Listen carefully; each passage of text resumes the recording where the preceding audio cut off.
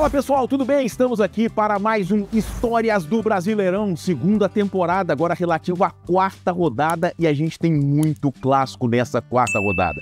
E a gente começa falando de Corinthians e Fluminense. O jogo lá de Itaquera, da Neoquímica Arena, reúne dois clubes que brigaram pelo título brasileiro na edição de 2010. E é essa história que a gente vai contar aqui, tá ok?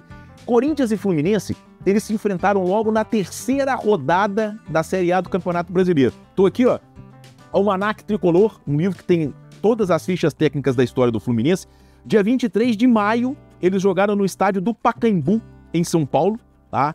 Com 31 mil pessoas, 28 mil pagantes, quer dizer, Pacaembu lotado, e o Corinthians venceu por 1-0 com um gol do zagueiro Chicão. O jogo da volta, né, o jogo do segundo turno, foi disputado no Engenhão. Lembrando que em 2010, né, o segundo semestre de 2010, o Maracanã estava fechado, recebendo obras já para ser uma das sedes das Copas das Confederações em 2013 e Copa do Mundo em 2014. Tá? E aí, o jogo foi no Engenhão. Hoje o estádio Newton Santos, que é administrado pelo Botafogo, e o Corinthians levou a melhor de novo. Tá? O Corinthians teve gols do Jusilei, o Yarley e o Washington marcou o gol do Fluminense. Então, quer dizer, Jusilei e Yarley marcaram para o Corinthians, tá? Que jogou desfalcado do Ronaldo. Essa é uma história muito interessante. Nesse Brasileirão de 2010, o Ronaldo defendia o Corinthians, mas ele não jogou as duas partidas contra o Fluminense. O Washington fez o gol do Fluminense. É interessante porque neste ano a briga foi por 3 equipes pelo título. Além de Fluminense e Corinthians, o Cruzeiro também participava dessa briga e foi inclusive o vice-campeão. E assim como o Fluminense não podia contar com a sua casa, o Cruzeiro não tinha nem Independência nem Mineirão, os dois estavam fechados simultaneamente com obras para serem sedes das Copas do Independência de Treinos. O Mineirão de Jogos, nas Copas de 13, nas Confederações, e de 14 do mundo. Apesar de ter perdido os 2 jogos para o Corinthians nesse campeonato de 2010, o Fluminense foi o mais regular e foi campeão marcando 71 pontos. O Timão nem o vice conseguiu, que ficou com o Cruzeiro, com 69.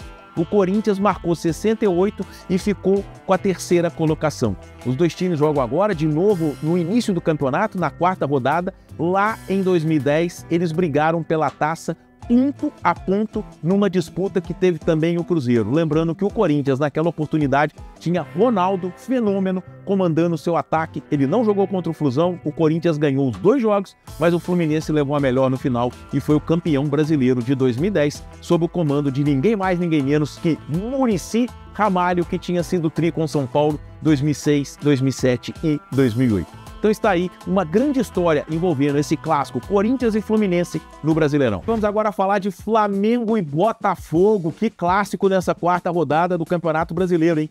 Flamengo ali ocupando a liderança, o Botafogo tentando chegar à liderança depois de 2 vitórias seguidas, empolgados por grandes atuações. Quer dizer, esse jogo vai agitar o futebol brasileiro no Maracanã, domingo, 11 horas da manhã. E será um confronto especial. Por quê? Considerando o Brasileirão completo, o Brasileirão da unificação, que foi promovida pela CBF pela primeira vez em 2010, será o confronto de número 70 entre Flamengo e Botafogo na história do Brasileirão. Isso começa lá em 1967, 12 de abril de 67, é o primeiro confronto entre Botafogo e Flamengo, Flamengo e Botafogo. E aí, pelo torneio Roberto Gomes Pedrosa, que depois com a unificação foi equiparado ao Campeonato Brasileiro. Então são 69 jogos, considerando de 67 para cá, tá? E o retrospecto é bem favorável ao Flamengo. São 25 vitórias do rubro-negro, 29 empates e 15 vitórias do Botafogo. Então, quer dizer, o Flamengo tem 10 vitórias a mais num cenário de 69 jogos. Será o jogo 70 no próximo domingo e, apesar de ser só quarta rodada, não deixa de ser uma decisão. Se o vencer, o Botafogo pode assumir a liderança. Vencendo, o Flamengo pode se isolar e ser líder isolado do Campeonato Brasileiro. Um jogo espetacular, mais um, entre Flamengo e Botafogo. Lembrando que esses dois clubes já decidiram um Campeonato Brasileiro. 1992, com o Flamengo levando a melhor. A gente falou disso no ano passado, 3-0 no primeiro jogo, 2-2 no segundo jogo, e o Flamengo campeão em cima do Botafogo. E agora eles fazem, neste domingo, 11 da manhã, no Maracanã, o jogo de número 70 entre eles na história do Brasileirão. Agora nós vamos falar no Histórias do Brasileirão de São Paulo e Palmeiras. E esse confronto tem um sabor muito especial para os dois clubes. Por quê? O tricolor, na era dos pontos corridos, é o único tricampeão brasileiro em sequência. A gente precisa lembrar que com a unificação, o Santos tem um pentacampeonato na época da Taça Brasil, tá? Mas de 71 para cá, o único tricampeão em sequência é o São Paulo. 2006, 2007 e 2008, sob o comando de Muricy Ramalho. O Palmeiras agora tem a chance de igualar essa marca do rival. É o atual bicampeão brasileiro, lembrando que o Palmeiras já viveu essa situação em outras oportunidades, mesmo de 71 para cá, né? Teve ali 67, 2 títulos, teve 72, 73, depois 93, 94 e agora o Palmeiras é novamente bicampeão brasileiro em sequência e tenta igualar a marca do São Paulo, que é o único tricampeão brasileiro em sequência de 71 para cá.